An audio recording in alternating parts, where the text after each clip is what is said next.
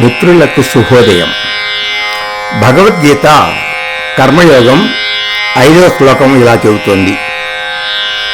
నహి కశ్చిత్ క్షణమపి జాతు తిష్టత్య కర్మకృతు కార్యతే హ్యవశః కర్మ సర్వం ప్రకృతిజైర్గుణైః.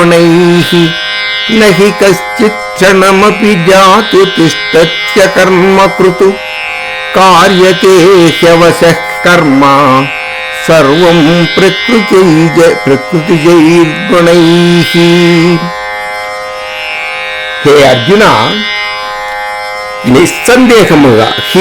నిస్సందేహముగా కశ్చిత్ ఏ మనుష్యుడైనను జాతు ఒకానొకప్పుడును క్షణమపి క్షణకాలము కూడా అకర్మకృత్ కర్మను చేయని వాడై నతిష్టతి ఉండజాలడు.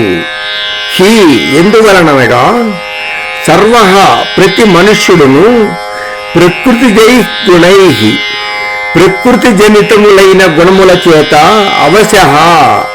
అవశుడై లోబడిన వాడై కర్మను కార్యతే బాధ్యుడగుచున్నాడు, చేయుచున్నాడు.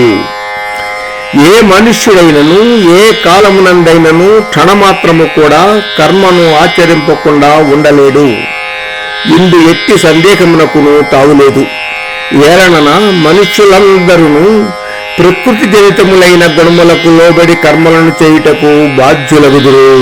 ప్రతి వ్యక్తియు కర్మను ఆచరింపవలసిన వాడై ఉన్నాడు అని చెబుతున్నాడు కృష్ణ పరమాత్మ అర్జునునితోటి. కర్మయోగం 5వ శ్లోకం. స్వస్తి.